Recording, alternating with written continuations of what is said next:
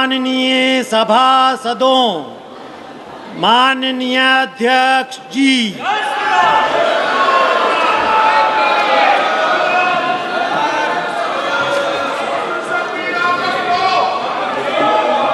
Item number 20, 21 और 22। महोदय, मैं प्रस्ताव करता हूं कि भारत के संविधान का संशोधन करने वाले विधेयक को पुनर्स्थापित करने की अनुमति दी जाए। महोदय, मैं प्रस्ताव करता हूं कि जम्मू कश्मीर पुनर्गठन अधिनियम 2019 का संशोधन करने वाले विधेयक को पुनर्स्थापित करने की अनुमति दी जाए। महोदय, मैं प्रस्ताव करता हूं कि संघ राज्य क्षेत्र शासन अधिनियम 1963 का संशोधन करने वाले विधेयक को पुनर्स्थापित करने की मंजूरी दी जाए।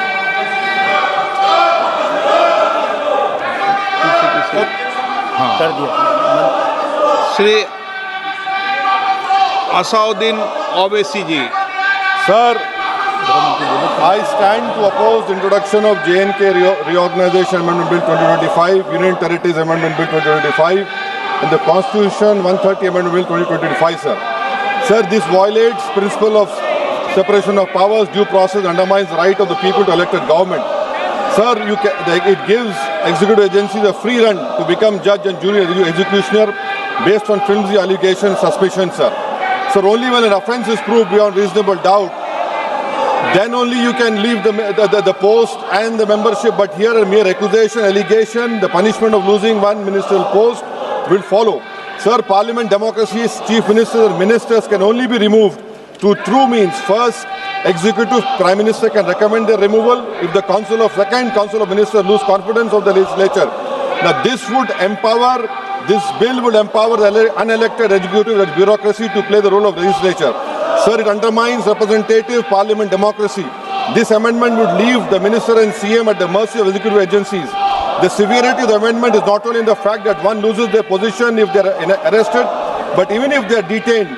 Detention and administrative action doesn't require offence to be made. Sir, the chief minister will not be able to accountable people. I want to know from the Honorable Home Minister, as he read Article 74(1), which says that the Council of Ministers headed by the Prime Minister to aid and advise the President, who shall, in exercise of his function, act in accordance with such advice. Now, this bill clearly violates 74(1). Sir, this is the 1933 Gestapo when Gestapo was found in Germany. This government is hell-bent on creating a police state. This will be a death knell and leash on elected government, sir. Indian Constitution is being amended to turn this country into a police state. BNS 152, the Home Minister promised in this House that sedition would not be used. Section 316, Section 9 of BNS, PMLA Section 4, all these can be used to destabilize an elected government, sir. That is why I oppose the introduction of all these three bills. This is nothing but creating a Gestapo to ensure that our democracy does not survive. And may I tell the Honorable Home Minister, despite his promise on BNS 152, 152 has been used against the senior journalist Siddharth Vardhan Assam also. That is why I oppose this introduction of three bills, sir. Thank you. Tiwari. Speaker, sir, I rise to oppose the introduction of these three bills under Rule 70(1) of the Rules of Procedure and Conduct of Business in the Lok Sabha. This bill is squarely destructive of the basic structure of the Constitution. अध्यक्ष महोदय, भारत का संविधान का जो मूलभूत ढांचा है वो ये कहता है कि कानून का राज होना चाहिए. There should be rule of law. और उस rule of law, कानून के राज की बुनियाद है कि आप बेगुनाह हैं जब तक आपका गुनाह साबित नहीं किया जाता. You are innocent until proven guilty. This bill stands that fundamental maxim of jurisprudence on its head. It makes an investigating officer the boss of the Prime Minister of India. The second ground on which I oppose this bill It violates Article 21, the due process clause. FIR, arrest, charge sheet, and even framing of charge does not in any manner substantiate guilt. In fact, you plead not guilty only after charges are framed against you. This bill turns the fundamental jurisprudence of Article 21 on its head. Number 3, it distorts parliamentary democracy, which is again basic structure, by displacing will of the people through mere custody, bereft of judicial determination. अध्यक्ष जी, ये बहुत ही संवेदनशील विधेयक है. मेरे 2 बिंदु और हैं, मुझे कृपया. ओके. चौथा, on the fourth ground is it opens. Please, माननीय सदस्य, आप नियम 72 के तहत विरोध कर रहे हैं. अध्यक्ष जी, बिल्कुल. जब कभी बिल आपका सदन में आए, जब आप डिटेल में चर्चा करना. अध्यक्ष जी, अभी नियम 72 के विरोध के बाद सारांश बोलने की परमिशन दिए. जो रूल 72 है वो 2 चीज कहता है. एक लेजिस्लेटिव कॉम्पिटेंस, एक general opposition of the bill, जिसकी स्वीकृति आप दे सकते हैं.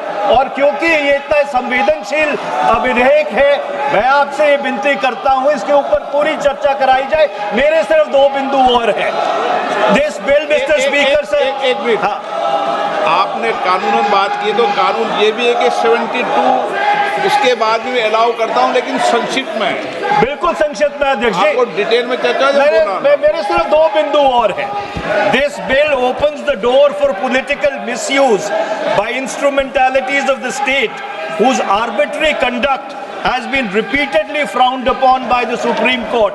And finally, it throws all existing constitutional safeguards to the winds. Collective responsibility, judicial review, no confidence motion, and disqualification and conviction. And this makes this amendment excessive, unnecessary, and unconstitutional. इसलिए मैं इन तीनों विधेयकों का पुरजोर विरोध करता हूं और गृह मंत्री से मैं ये आग्रह करना चाहता हूं कि ये तीनों विधेयकों को वापस लिया जाए. Shri N.K. Premachandran. Speaker sir, I strongly oppose the bill, 130th Constitutional Amendment Bill, as well as the other 2 bills I strongly oppose on 4 grounds. So the first ground is the bills are to be introduced according to the rules and procedure of the House. The bill is not circulated among the members. Yesterday after 1 o'clock we have received the copy of the bill, and I would like to know from the Honourable Minister, what is the undue haste and urgency in bringing such a constitutional amendment bill? What is the emergent need of having such a bill? That means the introduction of the bill itself is lacking bona fides. The bill is lacking bona fides. That is why I would like to say that this is with a mala fide intention to destabilize the opposition ruled states in various parts of the country. Number one. एक minute. माननीय अध्यक्ष जी, प्रेमचंद्रन जी कह रहे हैं कि जल्दबाजी में लाया गया. इसका सवाल इसलिए नहीं उठता कि मैं इस बिल को संयुक्त समिति को सौंपने की दरखास्त करने वाला हूं. इस पर संयुक्त समिति जो राज्यसभा और लोकसभा पक्ष और विपक्ष सभी सांसदों की बनेगी, जो इस पर विचार करेगी और आपके सामने लेकर आएगी.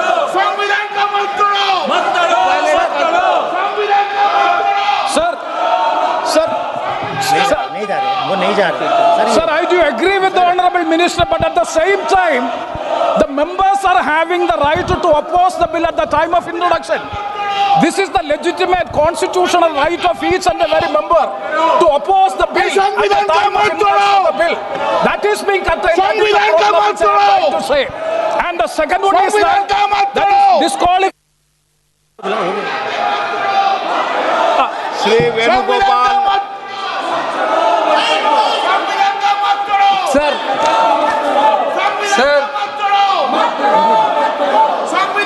Sir, I rise to oppose the introduction of the Constitution Amendment Bill 25, the Government of Union Territory. Sir, this bill is to sabotage the federal system of this country. This bill is to basic principle of the constitution of this country. Sir, BJP people are telling this bill is to bring morality in politics. Can I ask a question to the Honorable Home Minister? When he was the Home Minister of Gujarat, he had been arrested, sir. Whether he took the morality of that point of time, ये विषय नहीं है माननीय सदस्य। morality of that point of time. गृह मंत्री जी, अब मुझे सुनो जरा, मुझे सुनो गृह मंत्री जी, मुझे सुनो ना, पहले बैठ जाओ। प्लीज। हाँ, गृह मंत्री जी। माननीय अध्यक्ष जी, मैं रिकॉर्ड क्लियर करना चाहता हूं। मुझ पर झूठे आरोप लगाए तब अरेस्ट होने के पहले मैंने नैतिकता के मूल्यों का हवाला देकर इस्तीफा भी दिया और जब तक मैं कोर्ट से निर्देश नहीं हुआ कोई संविधान पद मैंने स्वीकार नहीं किया। ये क्या सिखाते हैं नैतिकता में? मैं तो इस्तीफा देकर गया था और मैं तो चाहता हूं कि ये नैतिकता के मूल्य बढ़े। हम ऐसे निर्लज्ज नहीं हो सकते कि हम पर आरोप लगे और हम संवैधानिक पद पर रहें। अरेस्ट के पहले मैंने इस्तीफा दिया है। माननीय सदस्य, आप बिल पर बोलिए। आप 72 के नियम के तहत बोलिए। Sir, this name से आपका डायरेक्शन है। 19 आप 72 नियम के तहत बोलिए। सर माइक नहीं है सर। नियम के तहत बोला आप 72। सर दिस आपका डायरेक्शन है 19A 19B। हाँ है। साफ्तार ऑन कॉल भी है। हाँ। Very clearly telling हाँ। at least 1 week notice is needed for introducing a bill. Sir, I am telling that this bill is to target the opposition ruling government. This bill is to threaten the people like Nitish Kumar and Chandrababu Naidu. This bill is to blackmail the party. Sir, out of sir, my point one. आप माननीय सदस्य, आप 9 चलिए। धर्मेंद्र प्रधान जी बोलना चाहते हैं। प्रधान नहीं यादव। आपके मेंबरों को बिठाओ।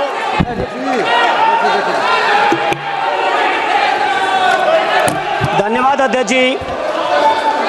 मैं ये जो तीनों के तीनों विधेयक आए हैं, संविधान का 130वां संशोधन विधेयक 2025, 1 मिनट, संघ राज्य विधेयक, देश देख रहा है आपको। संघ राज्य शासन विधेयक 2025, जम्मू कश्मीर पुनर्गठन विधेयक 2025, इन तीनों का माननीय अध्यक्ष जी अपनी पार्टी अपने नेता आदरणीय अखिलेश जी की ओर से पुरजोर विरोध करता हूं। और विरोध इसलिए करता हूं माननीय गृह मंत्री जी, बहुत नैतिकता की बातें कर रहे हैं आपने भाषण दिए थे चक्की पी सिंह महाराष्ट्र में, जिनको लेके डिप्टी सीएम बना के घूम रहे हैं आप। इसलिए अध्यक्ष जी मैं इस मौके पर कहता हूं ये बिल संविधान विरोधी, मूल अधिकार विरोधी, न्याय विरोधी। माननीय अध्यक्ष जी, मैं प्रस्ताव करता हूं कि भारत के संविधान का संशोधन करने वाले विधेयक, संघ राज्य क्षेत्र शासन अधिनियम 1963 का संशोधन करने वाले विधेयक और 2019 का और संशोधन करने वाले विधेयक को माननीय अध्यक्ष जी द्वारा नाम निर्देशित किए जाने वाले इस सभा के 21 सदस्य और उपसभापति द्वारा